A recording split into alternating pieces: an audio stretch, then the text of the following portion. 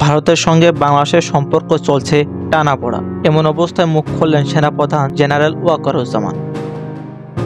দেশের প্রথম সারির একটি দৈনিকের একটি সাক্ষাৎকারে কি বললেন সেনাপ্রধান, বিস্তারিত থাকছে পুরো ভিডিওতে।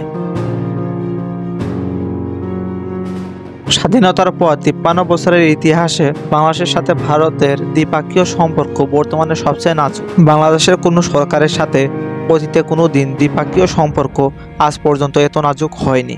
গত বছরের 5ই আগস্ট দেশ থেকে স্বৈরাচারী সরকার পলানোর পর দুই দেশের দীর্ঘদিনের সুসম্পর্কে টানাপোড়েন সৃষ্টি হয়, যা কূটনৈতিক সম্পর্কের উপরেও আবার প্রভাব পড়েছে।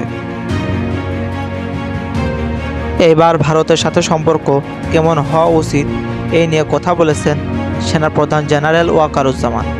ইংরেজি নববর্ষের প্রথম দিনে দেশের প্রথম সারির একটি দৈনিকের একান্ত সাক্ষাৎকারে জেনারেল ওয়াকারুজ্জামান বলেন, ভারত আমাদের গুরুত্বপূর্ণ প্রতিবেশী। আমরা অনেক ক্ষেত্রে ভারতের উপর নির্ভরশীল, আবার ভারতও আমাদের কাছ থেকে অনেক ধরনের সুবিধাই পাচ্ছে। এইটা একটা দেওয়া নেওয়ার সম্পর্ক, কাজেই এই সম্পর্ক হবে ন্যায্যতার ভিত্তিতে। সাক্ষাৎকারে সেনাপ্রধান বলেন, যে কোনো দেশ তো চাইবেই যে অন্য কোনো দেশ থেকে সুবিধা নিতে।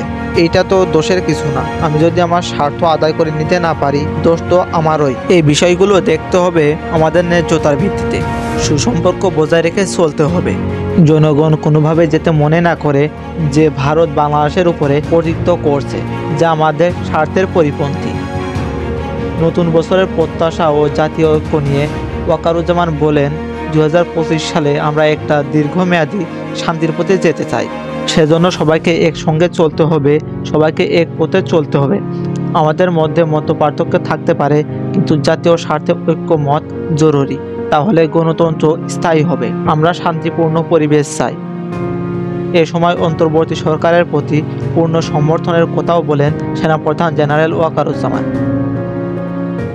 বলেন, আমরা পুরোপুরি পাশে আছি। এ সময় চেষ্টা করব আমরা অন্তর্বর্তী সরকার যেভাবে আমাদের কাছে সহযোগিতা চাইবেন, আমরা সেইভাবেই সহযোগিতা করব। এছাড়া একান্তই ওই সাক্ষাৎকারে কোনো অভ্যুত্থানের পরবর্তী সময়ের শান্তি শৃঙ্খলা রক্ষায় সেনাবাহিনীর ভূমিকা, অন্তর্বর্তী সরকারের সেনাবাহিনীর সমর্থন, নতুন রাজনৈতিক পরিবেশ তৈরি, প্রতিবেশী দেশগুলোর সাথে সম্পর্ক, সংবিধান সংস্কারের মাধ্যমে রাষ্ট্রপ্রধান ও সরকার প্রধানের ভারসাম্য সহ বেশ কিছু বিষয় নিয়ে ভাবনার কথা তুলে ধরেন সেনাপ্রধান জেনারেল ওয়াকারুজ্জামান। মোহাম্মদ আকাশ হোসেন, দৈনিক নতুন কণ্ঠস্বর।